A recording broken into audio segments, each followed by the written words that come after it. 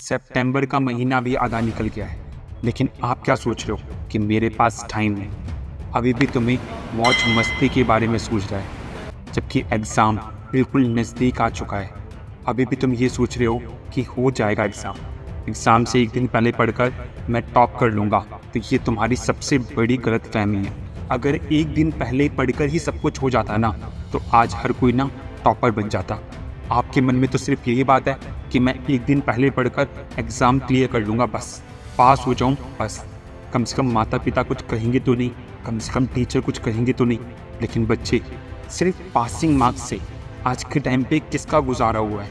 आने वाले टाइम पर जब तुम्हें कोई ना कोई एंट्रेंस एग्ज़ाम देना होगा, तब क्या? उस वक्त क्या करोगे?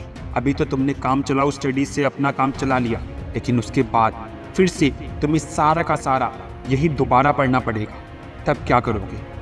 उस टाइम पता है, सिर्फ अफसोस होगा कि काश ये सब पहले पढ़ लिया होता तो मुझे आज इतना ज़्यादा पढ़ना नहीं पड़ता। आज मैं भी उन पिछले क्लासेस में टॉप कर सकता था। ये अफसोस तुम्हें ज़िंदगी भर सताएगा। इसलिए अगर अभी भी संभल जाओगे ना, तो तुम्हारी लाइफ बन सकती है।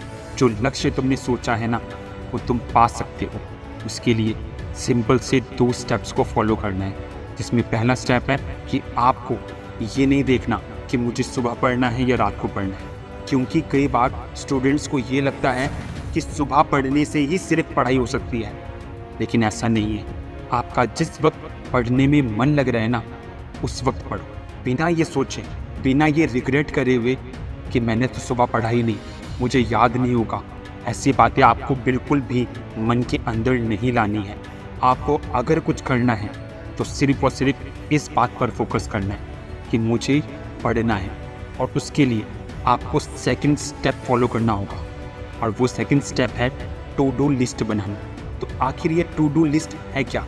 इसमें आपको सुबह सुबह उठकर, जब भी आप उठते हो, सबसे पहले आपको एक पेपर और पेन लेना है और उसमें अपना टू डू लिस्ट बनाना है। मतलब आपको उस पेपर में ये लिखना है कि आपको कौन सा सब्जेक्ट पढ़ना है, कौन सा चैप्टर याद करना है, कौन सा चैप्टर रिवाइज करना है, कौन से क्वेश्चन सॉल्व करने हैं। ये सारे की सारी प्लानिंग आपके उस पेपर में होनी चाहिए।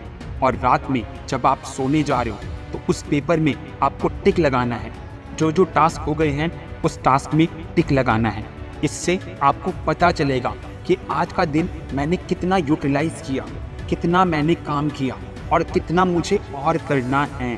क्योंकि कई बार होता है ना, हमें पता ही नहीं होता, दिन निकल जाता है और हमें पढ़ने का टाइम भी नहीं मिलता, और हम ये सोचते रहते हैं कि कैसे होगा, कब करेंगे, एग्ज़ाम पास आ गया है, हमसे याद नहीं हुआ, और इसी टेंशन की वजह से हम बाकी बचा दिन भी निकाल देते हैं।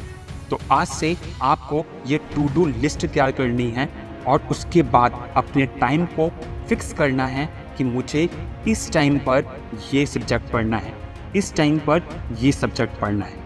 क्योंकि जब तक हम टाइम डिसाइड नहीं करते ना कि किस वक्त हमें क्या पढ़ना है, हम अपने मन मुताबिक पढ़ लेते हैं ना, उस कंडीशन में हमारे कुछ सब्जेक्ट रह जाते हैं। क्योंकि हमारी आदत क्या है कि हमारा जो मन कहता है, हमारा फेवरेट सब्जेक्ट जो है, उसको हम ज़्यादा फोकस करते हैं, लेकिन जो वीक है उसे पढ़ने का मन ही नहीं करता।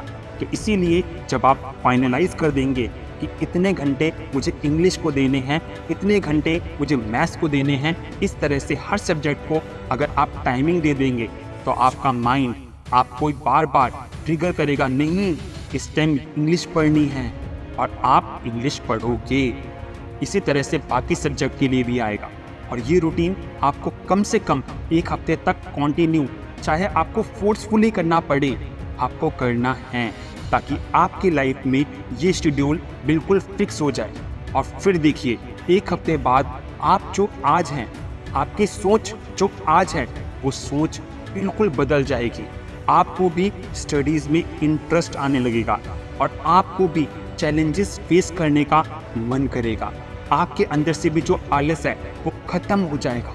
आपके अंदर से भी वो जुनून जाग जाएगा कि मुझे कुछ पढ़ना है, अपने लक्ष्य को पाना है।